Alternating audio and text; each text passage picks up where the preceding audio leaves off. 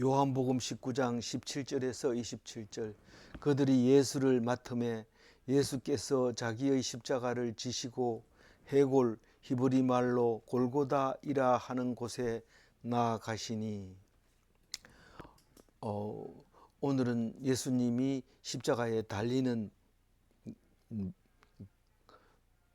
이야기를 하고 있습니다. 달려서 하시는 말씀이 7가지 되는데 그것은 내일 자세히 하고, 오늘은 한 가지, 7가지 중에 한 가지 이야기를 하면서 십자가에 달리는 모습을 우리에게 보여주고 있습니다. 우리는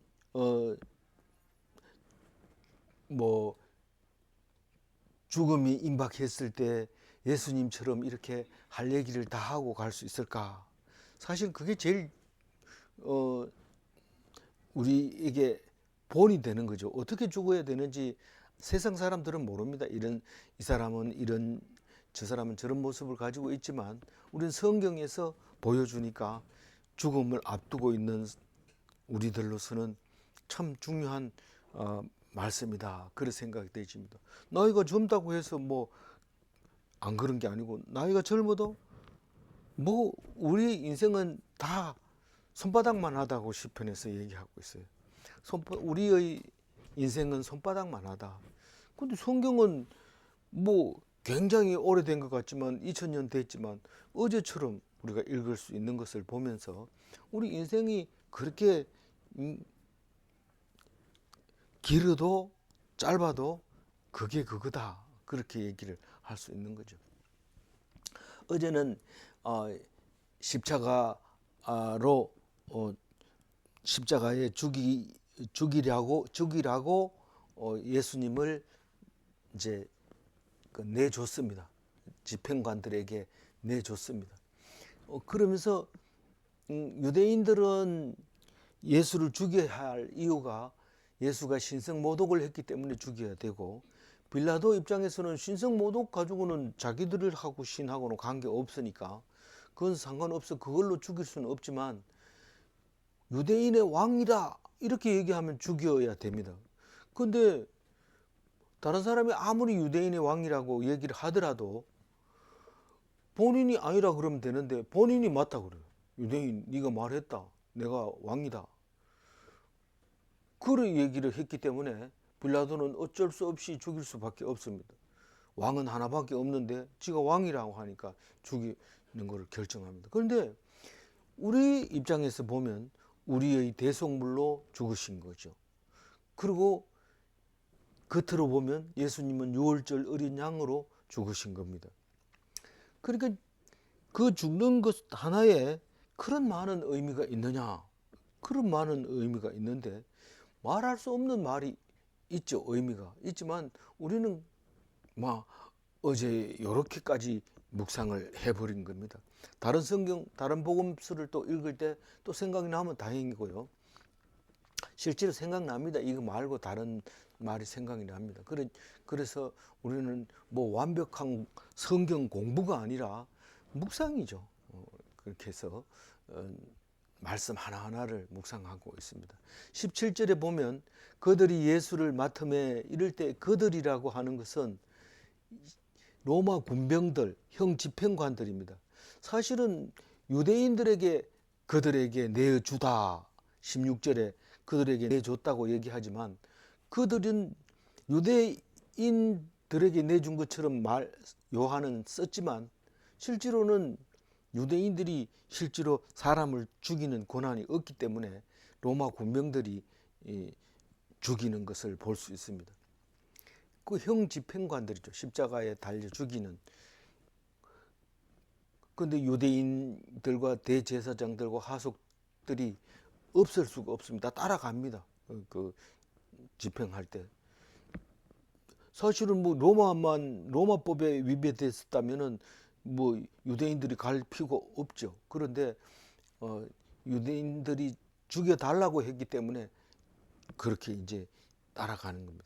그래서 예수를 맡음에, 이 말은 이제 붙잡아가지고 만약에 로마 군병들이 예수를 놓치면 유대인들이 붙잡아 올 겁니다. 그런데 그렇게 서로 협력해서 맡아가지고 책임지고 죽이겠다는 거죠. 예수께서 자기 십자가를 지시고 원래 자기 십자가를 지고 갑니다.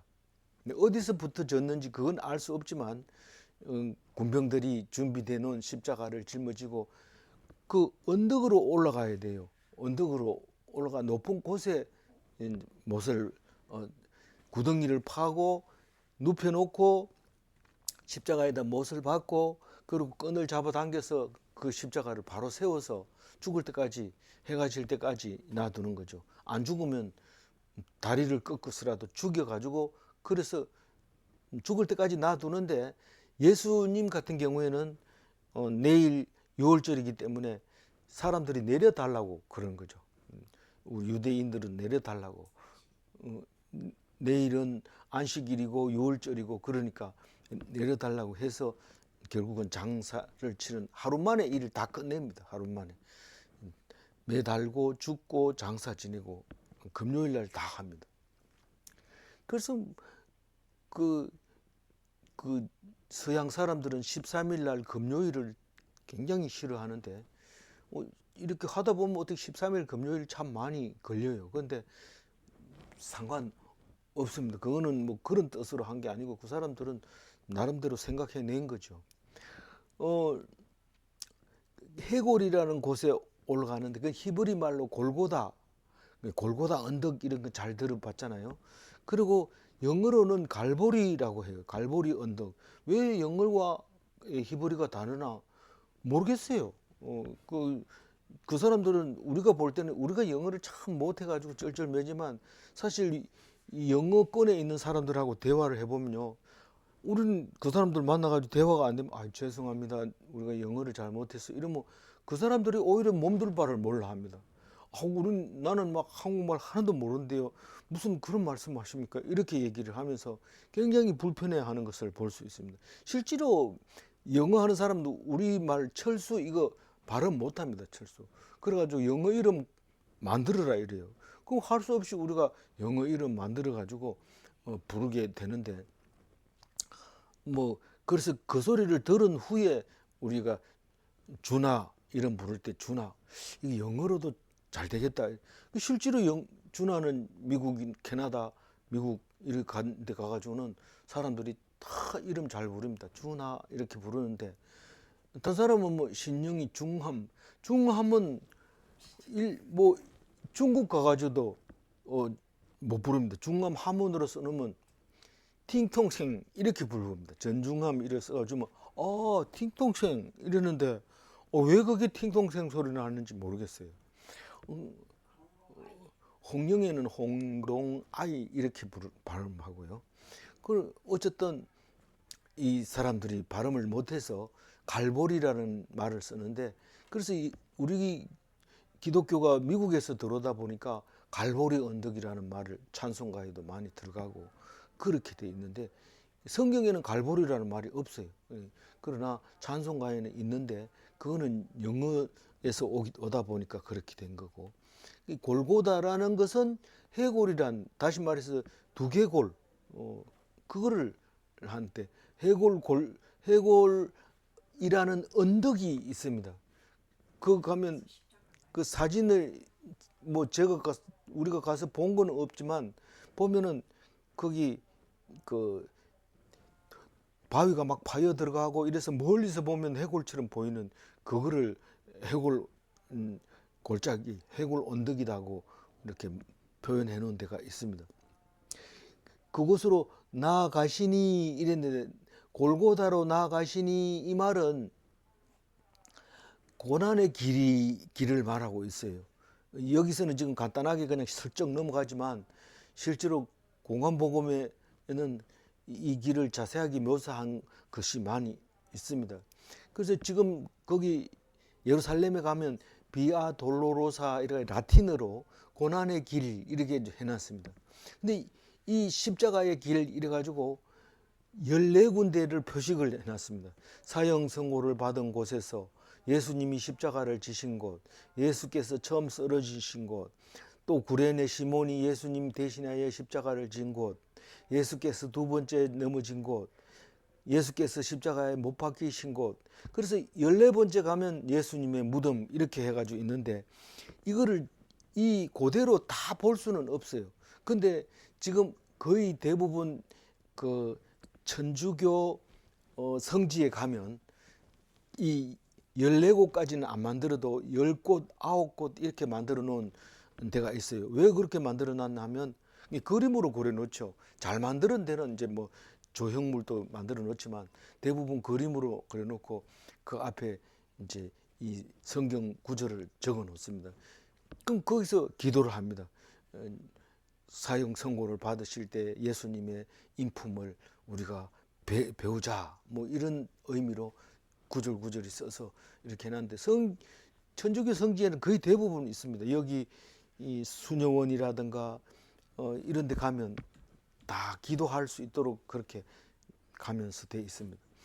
개신교는 그런 거 없어요. 뭐 기도를 뭐 아무 데서나 하고 식탁 위에서 하고 심지어는 잠자리에서도 하고 막 그러기 때문에 꼭 그런 데서 안 해도 됩니다. 근데 천주교는 그 기도할 때 읽는 게 있고 또 묵주를 이렇게 돌려가면서 또 읽고 이러기 때문에 그런 걸 해줘야지. 안 그러면 일일이 가르쳐 줘야 되는데, 개신교는 뭐 그냥 집사님이 가르쳐 주고 권사님이 가르쳐 주고, 뭐 장로교는 그런 거 없지만 감리교회는 구역장, 속장 뭐 이게 구역 예배에서 가르쳐 주고 이러는데, 그걸 안 하니까 뭐 교회의 규정 예절이나 신앙 생활하는 그게 생활화 되지 못하고 있는 것이 현실이죠.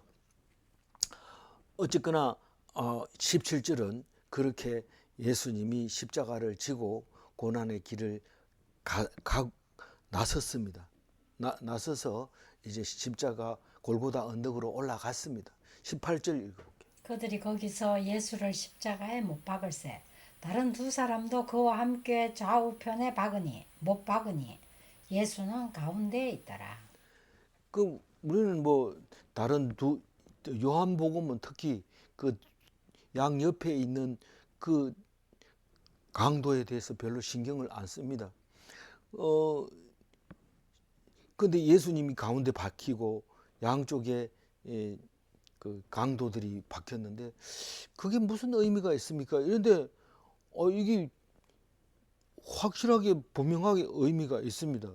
이사야 53장 12절에는 이는 그가 자기 영혼을 버려 사망에 이르게 하며 범죄자 중 하나로 헤아림을 받았음이니라. 그러나 그가 많은 사람의 죄를 담당하며 범죄자를 위하여 기도하였느니라. 그 이사야 53장은 예수님에 대해서 쓰고 있잖아요.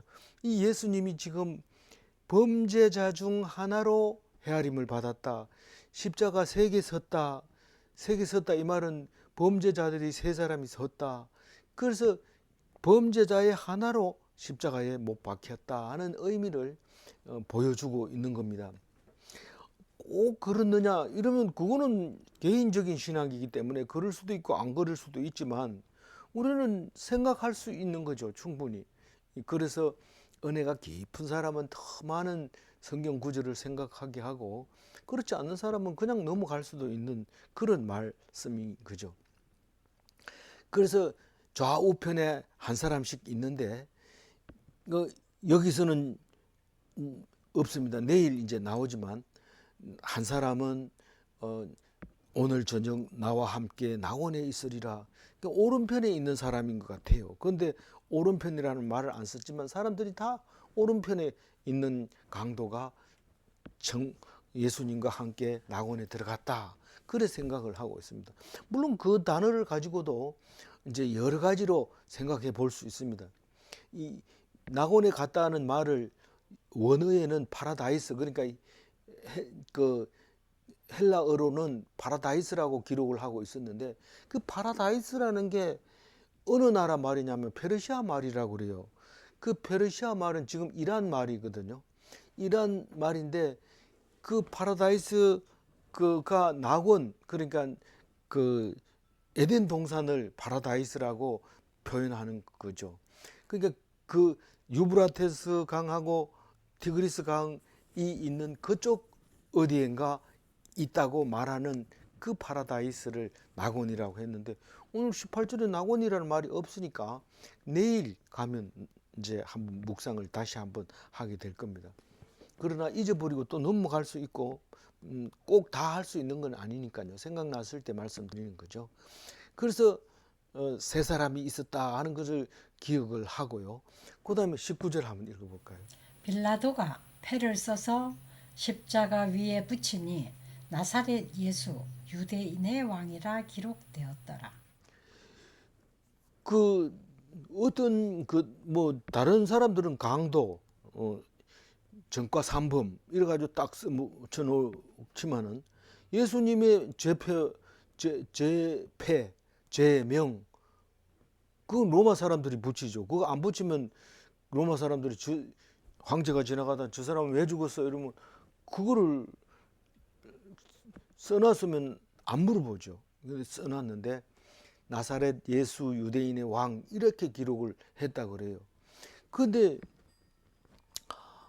그거를 어느 나라 말로 썼어요? 이렇게 물으면 지금 세계 말로 썼다고 20절에 말하고 있습니다. 20절 읽어볼까요?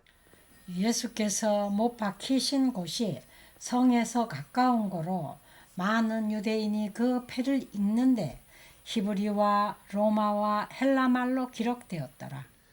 이때 당시에는 뭐 로마 시대니까 로마 그 라틴어로 써놓고, 헬라니까 그리스 말로 써놓고, 히브리 사람이 죽었으니까 히브리 말로 써놓고, 실제로 예수님은 또 아람어를 사용했고, 근데 아람어는 시리아 지금 말인데 그 말은 지금 시리아도 그 말을 안 쓰는가 봐요. 그래서 얼마 쓰는 사람이 없는데, 어쨌든 그때 당시에 이렇게 여러 가지 말을 쓰고 있었는데 성에 가깝기 때문에 세 가지나 썼다 이런 말은, 성에는 많은 사람들이 오는데 특히 6월절에 더 많은 사람이 오니까 다 알아보기 좋게 쓰지 않으면 헷갈려서 엉뚱한 소리 한다, 그러니까 써라라고 쓴 거죠.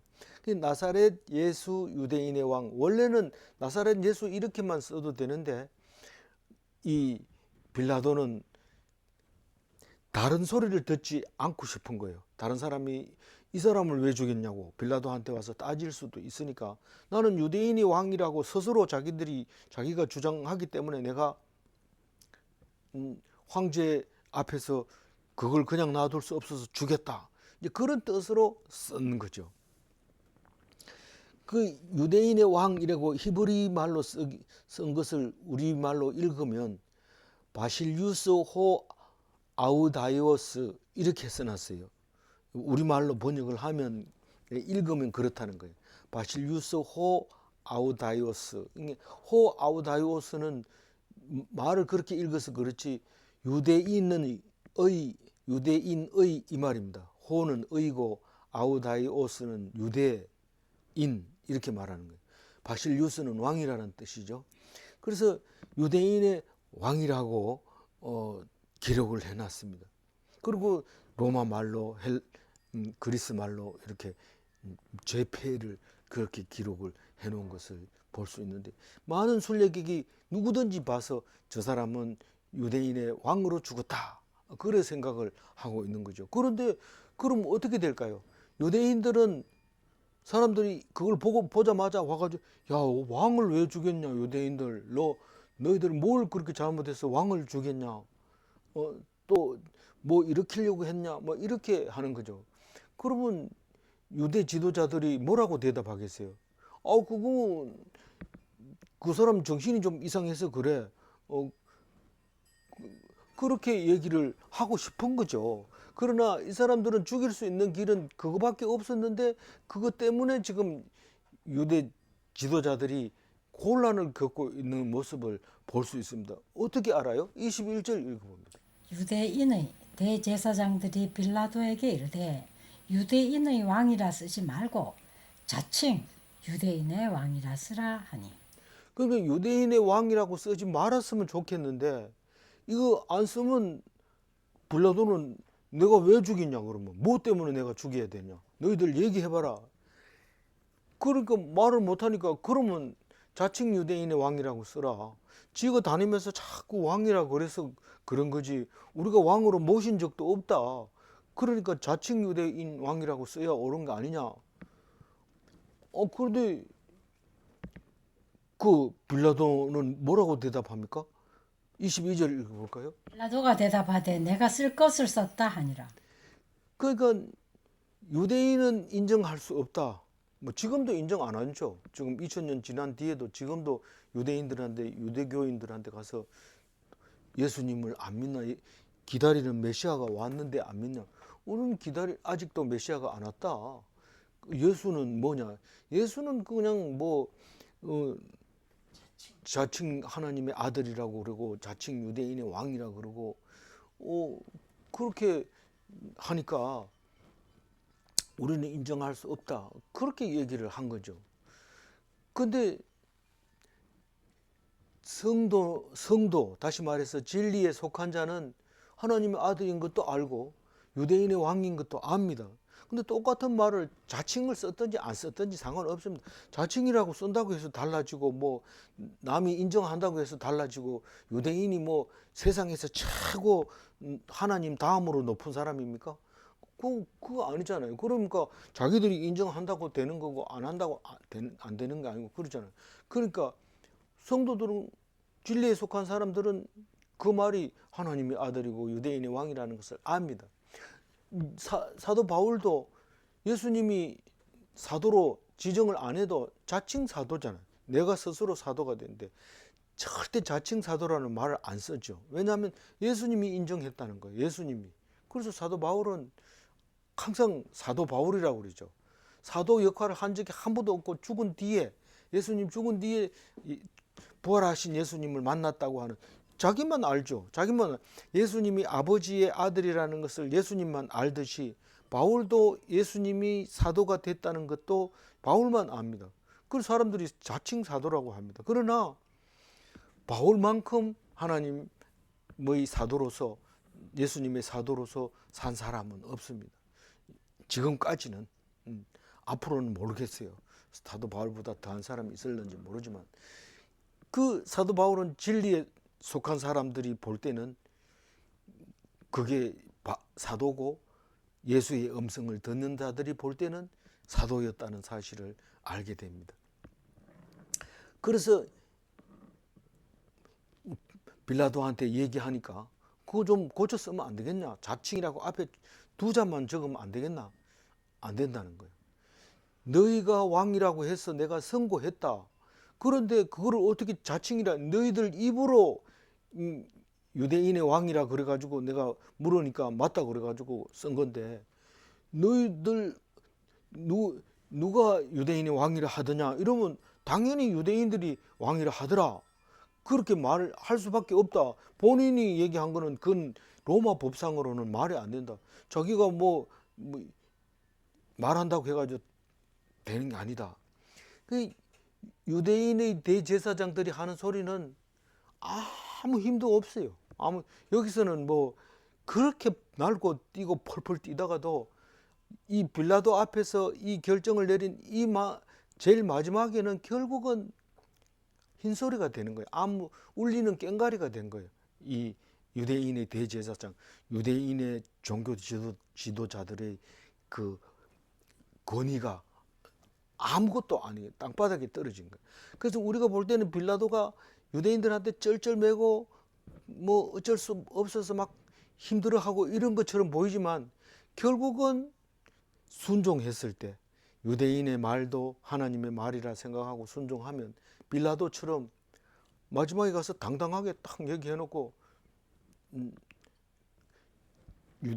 유대 지도자들을 쓸모없는 사람으로 만들어버리는 거죠. 그거 하나님이 하시는 거죠. 본인이 우리 머리로 빌라도처럼 해야 되겠다 이런다고 해서 되는 게 아니고 하나님이 하신다는 것을 알 수 있습니다. 23절 읽어볼게요. 군인들이 예수를 십자가에 못 박고 그의 옷을 취하여 네 깃에 나눠 각각 한 깃씩 얻고 속옷도 취하니 이 속옷은 호지 아니하고 위에서부터 통으로 짠 것이라. 이거 로마 군 십자가 아래에서 십자가에서는 못 박혔고 십자가 아래에 있는 사람, 그 다음에 25절부터 십자가 곁에 있는 사람, 내일은 십자가 위에 있는 예수님에 대해서 이야기를 하게 됩니다. 그래서 오늘 십자가 아래에 있는 사람은 군인들인데, 군인들은 로마 군병들이죠. 형 집행관들인데, 이 그 사형수가 입고 있는 옷, 수건, 머리띠, 신발, 그런 것은 다 로마 군인, 집행하는 로마 군인이 나누어 가지는데, 보통 로마 군인은 8명이 일개조로 돼 있는데 이거는 4등분 하는 걸로 보면 또 4명씩 했던 것 같아요. 8명 중에 반만 이렇게 했. 뭐 이 한 조에 8명이라는 것은 뭐 큰 의미가 없습니다만, 어쨌거나 로마의 막사에 한 방에 들어가서 자는 사람은 8명이라고 해요. 그때 당시에. 그런 기록이 있으니까 그렇게 말하겠죠. 그런데 4개로 나누는 건데, 그게 완전히 발가벗긴 채로 십자가에 다는 거죠.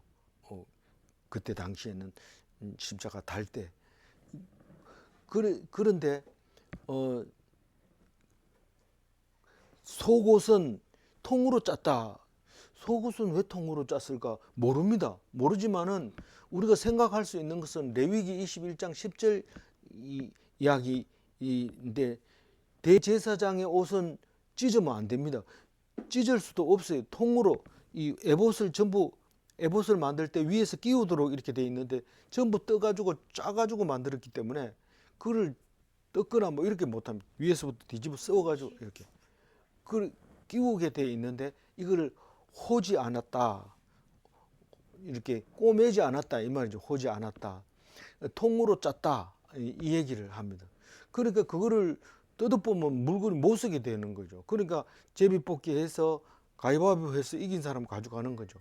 이 바깥에 있는 옷은 전부 기웠으니까 기운 실밥만 터지면 천이 따로 떨어지니까 각자 수입으로 잡을 수 있는 거죠. 이게 그냥 우리 생각에는 뭐 원래 전통적으로 그렇게 나누어 가지니까 그렇다 이렇지만, 그게 아니라 성경 말씀에 그런 게 있다는 거예요. 그게 24절 읽어봅니다. 군인들이 서로 말하되 이것을 찢지 말고 누가 얻나 제비 뽑자 하니, 이는 성경에 그들이 내 옷을 나누고 내 옷을 제비 뽑나이다 한 것을 응하게 하려 함이로라. 군인들은 이런 일을 하고. 이게 천년 전에, 한 900년 전에 다윗이 쓴 시가 내 겉옷을 나누며 속옷을 제비 뽑나이다, 시편 22편 18절에 나와 있는데 다윗의 시였던 거죠. 그 다윗은 이 시를 언제 썼냐면, 대적들에게 쫓기고 사람들이 욕하고 그래서 고난을 당할 때 이 시를 썼는데, 그 시가 예수님하고 뭔 관계가 있냐? 성경 전체가 예수님하고 관계 있습니다. 그래서 성경을, 예수님의 일대기를 자세히 들여다보면 성경 구약 전체가 나타나 있고, 물론 신약까지 합해서 66권이 예수님의 삶의 모습으로 우리에게 보여주고 있는 것이죠. 그러니까 가위바위보 하는 것까지도 성경에 나와 있다 이런 말입니다. 놀라운 일이죠. 그래서 반드시 말씀하시고 이루시는 하나님이다. 그래서 그 얘기를 24절에 했습니다. 25절 읽어볼까요? 예수의 십자가 곁에는 그 어머니와 이모와 글로바의 아내 마리아와 막달라 마리아가 섰는지라. 그 십자가 밑에는 군인들이 제비 뽑고 십자가 곁에는 4명의 여인들이 있습니다. 다른 사람도 있었을 텐데 다른 사람 얘기는 안 합니다. 26절에 가면 제자 예수도, 요한도 있었다는 사실을 알고 있지만, 그래서 지금 5명의 사람이 나오게 됩니다. 십자가 곁에는 5명의 1명의 남자와 4명의 여자 이름이 나오는 거죠. 근데 이 4명 이름을 정확하게 알고 나면 그 다음에 뒤에 그 공간복음에서도 이름이 애매하게 나오고 다르게 표현했더라도 이 4명이 요한까지 5명 또 베드로까지 6명이면 부활하신 예수님까지 이야기가 됩니다. 다시 말해서 그 오늘 25절에 나오는 4명이 장례식 때도 가서 보게 되고 그 다음에 부활절 날 아침에도 4명이 3명이 등장합니다. 어머니 마리아가 안 오고 3명이 등장을 하고 그 중에서 막달라 마리아가 가장 열심히 활동을 하고 은혜를 받는 것을 볼 수 있습니다. 우선 첫 번째 어머니 이러면 성모 마리아라고 부르는 예수 자기의 어머니를 어머니라고 표현한 겁니다. 그 다음에 문제는 이모라고 표현한 이모인데 다른 데는 살로메라고 표현하기도 하고 야고보와 요한의 어머니입니다. 예수님의 제자 야고보와 요한 말입니다. 그러니까 수제자잖아요. 베드로, 야고보, 요한 이게 삼총사였잖아요. 근데 그 어머니가 다른 데서는 세베대의 아내라고 표현을 합니다. 야고보와 요한을 세베대의 아들들이라고 얘기를 합니다. 근데 이게 예수의 이모라는 거예요. 조금은 이견이 있을 수 있어요. 그렇지만 이게 이모라고 하면 다른 성경이 그냥 그대로 읽어지고 또 아니라는 증거가 있으면 당연히 아니라고 말할 수 있겠죠. 지금 그렇게 4명만 정확하게 알면 나머지 사람들은 다 이해할 수 있다. 그런 말입니다. 그 세 번째는 누구냐면 그로바의 아내 마리아 이렇게 해놨잖아요. 그로바의 아내 마리아는 지금 여기서는 그로바의 아내라고 했지만 다른 데서는 알페오의 아내라는 기록을 하고 있으므로 결국은 그로바가 알페오 아니냐라고 말할 수 있는 것은 우선 야고보와 요셉의 어머니라고 마태복음에서는 얘기했는데 마가복음에서는 작은 야고보와 요새의 어머니라고 얘기를 합니다. 그러면 작은 야고보가 알페오의 아들 야고보라면 알페오는 글로바다 이렇게 말할 수 있는데 이 사람은 요한나라는 이름을 가지고 있는 것으로 보여집니다. 다른 그 구절을 보면 그래서 이렇게 정리를 해놓고 나면 굉장히 다른 성경이 쉽게 좀 가볍게 너무 이게 누군지 모를 때는 막 머리가 아프거든요. 근데 이렇게 정리해 놓으면 훨씬 더 읽기가 쉽습니다. 그 다음에 막달라 마리아는 잘 알잖아요. 막달라라고 하는 동네가 막달라라는 동네는 어디 가고 없어요. 근데 마가단이라는 동네 이름은 지금 나와 있어요. 근데 그 마가단이 막달라다라고 얘기를 합니다. 그 마리아는 7 귀신이 들었던 사람인데 무엇보다도 머리털을 향유 옥합을 깨서 예수님의 발을 씻어주던 막달라 마리아, 갈릴리에서 바리새인 시몬의 집에서 잔치할 때 그렇게 눈물로 그렇게 옥합을 깨뜨린 그런 여인이 막달라 마리아입니다. 비슷하지만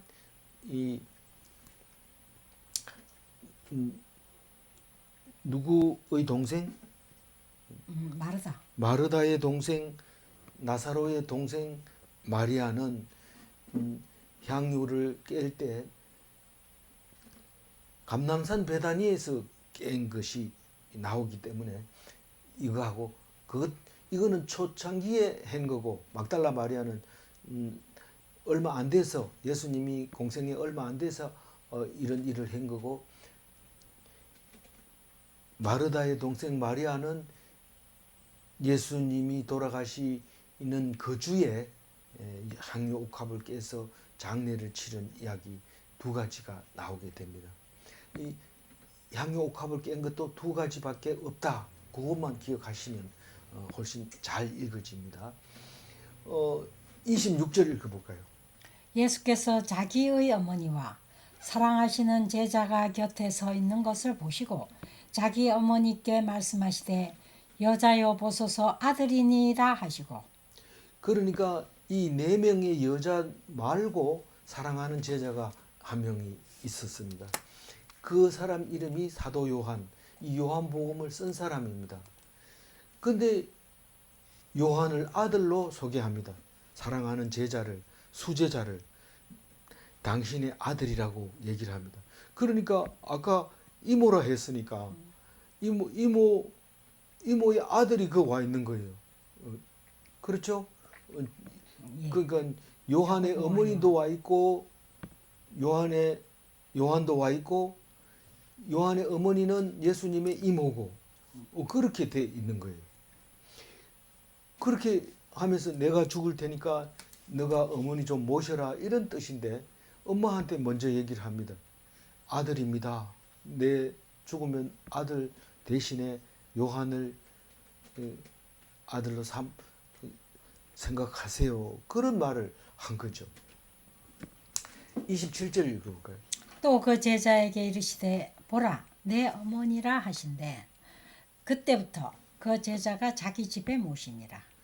그때부터 이 말은 예수님이 십자가의 위에서부터 예수님 십자가 위에서부터 시작해서 마리아가 죽을 때까지 이 요한이 모셨으니까 요한은 이모를 어머니처럼 그렇게 죽을 때까지 모셨다. 그 얘기를 하고 있는 겁니다.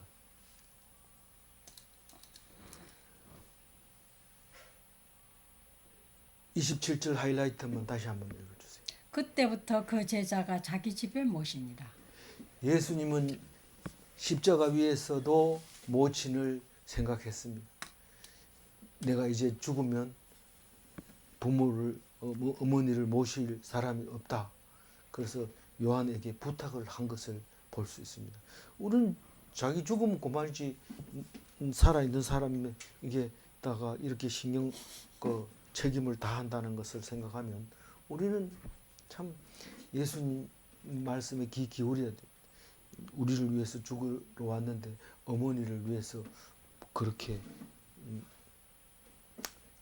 애쓸 필요 있느냐 이런 생각을 할 수도 있지 않겠나 그런 생각을 합니다. 요한은 예수님의 명령에 순종했습니다. 질문합니다. 요한은 예수님의 모친을 죽기까지 모셨는가?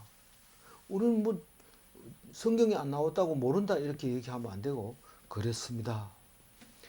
두 번째 질문, 요한은 예수님과 이종 사촌 사이인가? 그렇습니다. 기도하겠습니다. 하나님 감사합니다. 요한이 예수님의 제자로서 이제 예수님의 모친을 모시게 되었습니다. 살고 죽는 것은 하나님께서 주관하시오니 우리는 죽음을 슬퍼하는 것이 아니라 살아있는 동안 무엇을 해야 될 건가? 말씀에 순종하고 말씀에 복종해서 하나님 말씀에 기록된 사도 요한과 같이 순종해서 우리는 그와 같은 삶을 살기를 원하오니 사도 요한과 같은 사람이 되게 하여 주시고 죽기까지 부모를 생각하는 예수님과 같은 사람이 되게 하여 주옵소서. 인도하여 주실 줄 믿사옵고 감사하며 우리 주 예수 그리스도 이름으로 기도 올리옵나이다. 아멘.